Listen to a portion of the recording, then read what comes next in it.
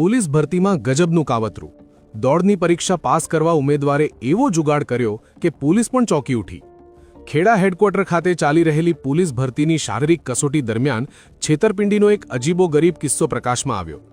દોડની પરીક્ષામાં નાપાસ થવાના ડરે એક ઉમેદવારે ફિલ્મી સ્ટાઇલમાં કાવતરું ઘડ્યું, પણ અત્યાધુનિક ટેકનોલોજી અને પોલીસની સતર્કતાએ તેના મનસૂબા પર પાણી ફેરવી દીધું. પોલીસ ભરતીમાં દોડનો સમય ચોકસાઈથી માપવા ઉમેદવારના પગમાં રેડિયો ફ્રીક્વન્સી આઇડેન્ટિફિકેશન એટલે કે RFID ચિપ બાંધવામાં આવે છે. ઉમેદવાર જ્યારે ગ્રાઉન્ડ પર ચક્કર લગાવે ત્યારે સેન્સર આપોઆપ તેનો સમય નોંધી લે છે. બન્યું એવું કે એક ઉમેદવાર હિતેશને પોતાની દોડ પૂરી નહીં કરી શકે તેવો ડર લાગતા તેણે પોતાના પગમાં બાંધેલી RFID ચિપ કટર વડે કાપી નાખી. ત્યારબાદ તેણે આ ચિપ તેની સાથે દોડી રહેલા બીજા મિત્ર ઘનશ્યામને આપી દીધી, જેથી તે મિત્ર તેની ચિપ લઈને દોડે અને બંનેનો રેકોર્ડ પાસ થઈ જાય. પરંતુ પોલીસના ડિજિટલ મોનિટરિંગ સિસ્ટમમાં તરત જ વિસંગતતા દેખાઈ અને ગ્રાઉન્ડ પર હાજર સ્ટાફ અને ટેકનિકલ ટીમને સર્વર પર શંકાસ્પદ ગતિવિધિ જણાતા તપાસ કરી.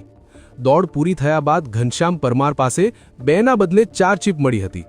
આખરે આ બંને મિત્રોનું ભોપાડું છતું થઈ ગયું. ખેડા ટાઉન પોલીસે આ ગેરરીતિ બદલ બંને ઉમેદવારો સામે ગુનો નોંધીને કાયદેસરની કાર્યવાહી હાથ ધરી છે. આ ઘટનાએ સાબિત કરી દીધું છે કે ટેકનોલોજીના યુગમાં મહેનત વગર સફળતા મેળવવી મુશ્કેલ જ નહીં પણ જોખમી પણ છે.